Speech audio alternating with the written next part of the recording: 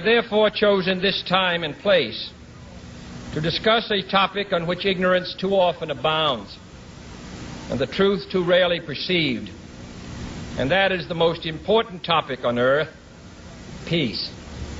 What kind of a peace do I mean, and what kind of a peace do we seek? Not a Pax Americana enforced on the world by American weapons of war, not the peace of the grave or the security of the slave. I am talking about genuine peace, the kind of peace that makes life on earth worth living, the kind that enables men and nations to grow and to hope and build a better life for their children. Not merely peace for Americans, but peace for all men and women. Not merely peace in our time, but peace in all time. I speak of peace because of the new face of war. Total war makes no sense in an age where great powers can maintain large and relatively invulnerable nuclear forces and refuse to surrender without resort to those forces. It makes no sense in an age where a single nuclear weapon contains almost 10 times the explosive force delivered by all the Allied air forces in the Second World War. It makes no sense in an age when the deadly poisons produced by a nuclear exchange would be carried by wind and water and soil and seed to the far corners of the globe and to generations yet unborn. Today, the expenditure of billions of dollars every year on weapons acquired for the purpose of making sure we never need them is essential to the keeping of peace. But surely the acquisition of such idle stockpiles, which can only destroy and never create, is not the only, much less the most efficient, means of assuring peace.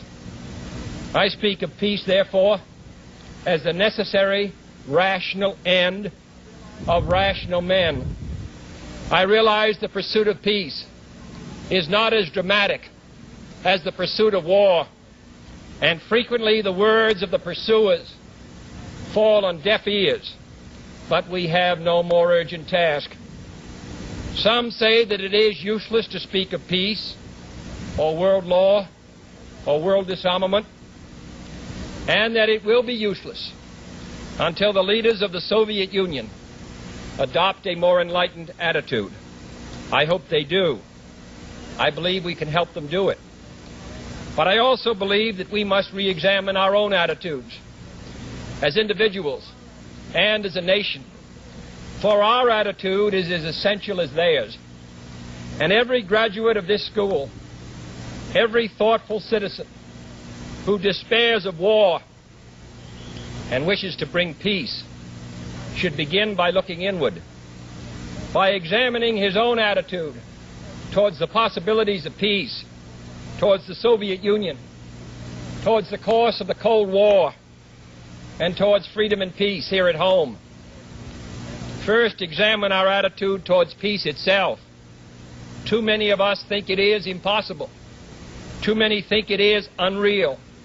But that is a dangerous, defeatist belief.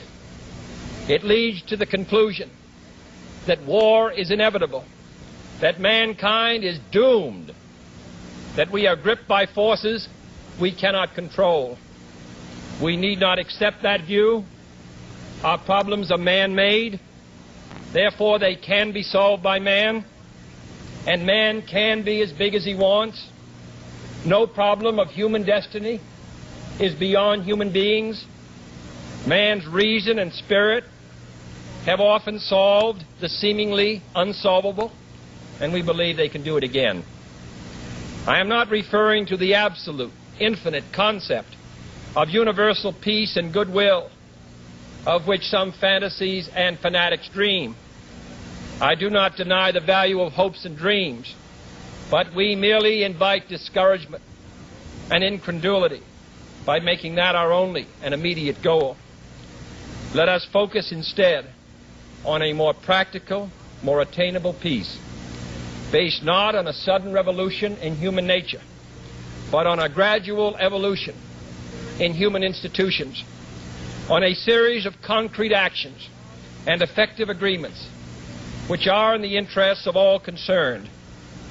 There is no single simple key to this peace, no grand or magic formula to be adopted by one or two powers. Genuine peace must be the product of many nations, the sum of many acts. It must be dynamic, not static, changing to meet the challenge of each new generation. For peace is a process, a way of solving problems. With such a peace,